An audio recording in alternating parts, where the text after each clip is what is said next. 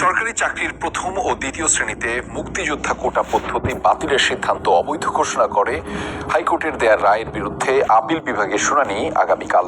আজ বিশেষ চেম্বার আদালতের বিচারক আশফাকুল ইসলাম দেন এই আদেশ। রিটকারীদের পক্ষ থেকে চেম্বারে আবেদনের প্রেক্ষিতে দিনটি ধার্য করা হয়। তবে নিয়ম অনুযায়ী আপিল শুনানি বৃহস্পতিবারের কার্যতালিকায় আসার কথা ছিল।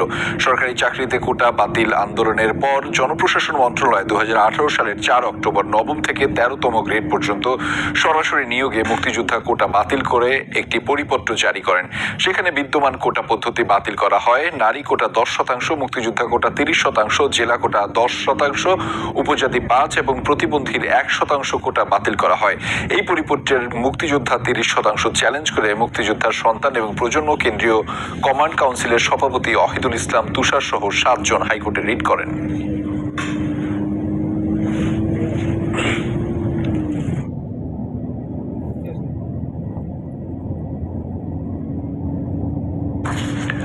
দর্শক, এই বিষয়ে আরো বিস্তারিত জানাতে বার্তা কক্ষ থেকে আমাদের সাথে যুক্ত রয়েছেন সহকর্মী মহিউদ্দিন মধু।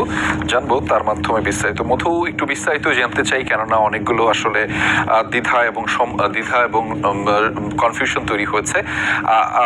আদালতে যে দিনটি ধার্য করলো আগামীকাল, সেটি আসলে কিসের ভিত্তিতে চেম্বার আদালত এই দিন ধার্য করলেন? এখনো তো উচ্চ আদালতে পূর্ণাঙ্গ রায় বেরই হয়নি। রেজা, প্রথমত যেটি বলে রাখা দরকার, আমরা সাধারণত একটা প্রক্রিয়া জানি, যেটা সেই প্রক্রিয়াটা হচ্ছে হাইকোর্টে কোনো আদেশ হলে সেই আদেশের পূর্ণাঙ্গ যে রায়ের অনুলিপি আছে সেটি প্রকাশ হওয়ার পর আপিল করার সুযোগ থাকে।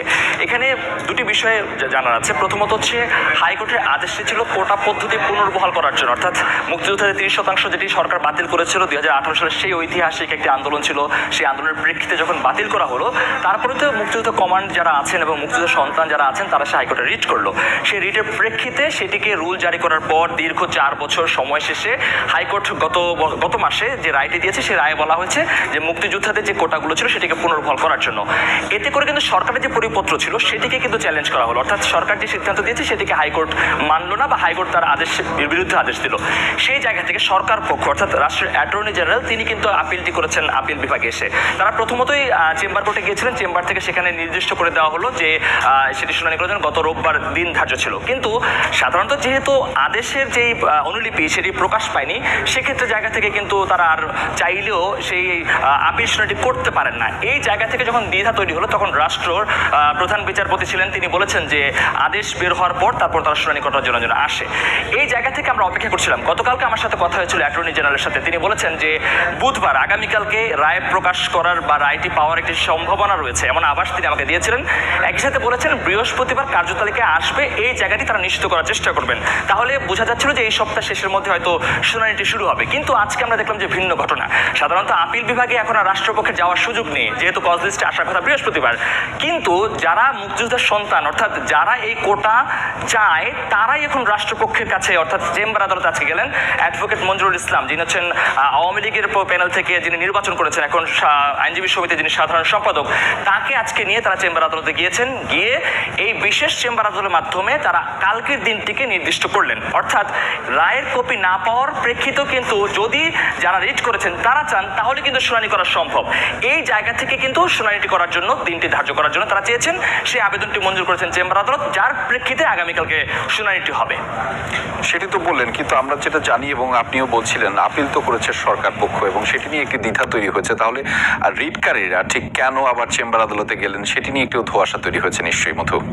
এই ধোঁয়াশাটি নিশ্চিত হবে আগামীকাল। তবে এখানে একটি জায়গা আছে, যেহেতু আন্দোলনের পরিপ্রেক্ষিতে, এর আগে একটি কথা বলে রাখতে চাই যে প্রধান বিচারপতি বলেছেন যে আন্দোলন সংগ্রাম দেখে হাইকোর্টের কিংবা সুপ্রিম কোর্টের কোনো রায় বদলায় না। এটি একটি ইঙ্গিত ছিল যে যে আদেশটি দিয়েছে সেই আদেশটা তাহলে বহালি থাকবে, এরকম একটা জায়গা ছিল। কিন্তু আন্দোলনটা আমরা দেখছি প্রখর হচ্ছে।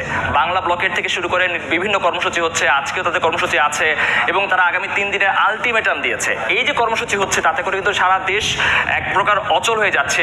বিশ্ববিদ্যালয় পর্যায়গুলো থেকে শিক্ষা কার্যক্রম বন্ধ হয়ে যাচ্ছে। হচ্ছে, এই সমস্ত জায়গা থেকে সরকার যখন সিদ্ধান্ত নেবে, সরকারের সিদ্ধান্ত নেওয়ার জায়গা নেই, তারা বারবার হাইকোর্ট দেখিয়ে দিচ্ছেন। গতকালকে আমরা দেখলাম যে 4 জন মন্ত্রী প্রতিমন্ত্রীকে নিয়ে ওবায়দুল কাদের মিটিং করেছেন, পরবর্তীতে তারা বলেছেন, যদিও এটি এড়িয়ে গেছেন কিন্তু বোঝাই যাচ্ছে যে এই বিষয়ে তারা সেখানে মিটিংয়ে আলোচনা করেছেন। কি সমাধান আসবে, সেই সমাধানের প্রেক্ষিতে আসলে কিন্তু নির্বাহী বিভাগের কোনো সুযোগ নেই, তাহলে অন্য কাউকে তো কোনো একটা সুযোগে নিয়ে আসতে হবে। সেই জায়গা থেকে হাইকোর্টের একটি জায়গা আছে, যেহেতু রিটকারীর যারা আছেন তাদের পক্ষ থেকে যদি আবেদন করা হয় তাহলে একদিন আগেই কিন্তু তারা এই আপিল শুনানি করতে পারবেন। অর্থাৎ দিন যত যাবে আপিল শুনানি যে একদিনের সমাধান হয়ে যাবে তা কিন্তু নয়। আমরা দেখেছি হাইকোর্টে 4 বছর শুনানি হলে কমপক্ষে আপিল বিভাগে 4 মাস শুনানি হয়। অর্থাৎ হাইকোর্টের যে শুনানিটি আছে সেটি কিন্তু আবার নতুন করে শুনানি শুরু হয়, সেক্ষেত্রে কিন্তু এটা দীর্ঘ সময়ের বিষয়। এই সময়টি যদি ক্ষেপণ না হয় সেই কারণে হয়তো এই শুনানিটি আগে করে আসছে, অথবা আন্দোলনকে প্রশমিত করার জন্য যদি শুনানিটি শুরু হয়ে যায় তাহলে কিন্তু একটি ভালো পথ আগাতে পারে, রাষ্ট্রের একটি সম্ভাবনা কিংবা সহজ পথ আসতে পারে। সেই জায়গাটি হয়তো তারা দেখেছেন, হয়তো এই কারণে হয়তো রিটকারীদের পক্ষ থেকে হয়তো এই আবেদনটি করা হয়েছে। নিশ্চয়ই আমরা সেটির অপেক্ষায় থাকবো। ধন্যবাদ মধু আমাদের সাথে যুক্ত হওয়ার জন্য, এবং আপনার মাধ্যমে বিস্তারিত এই খবরের, এই সংবাদের বিস্তারিত জানছিলাম তথ্যগুলো।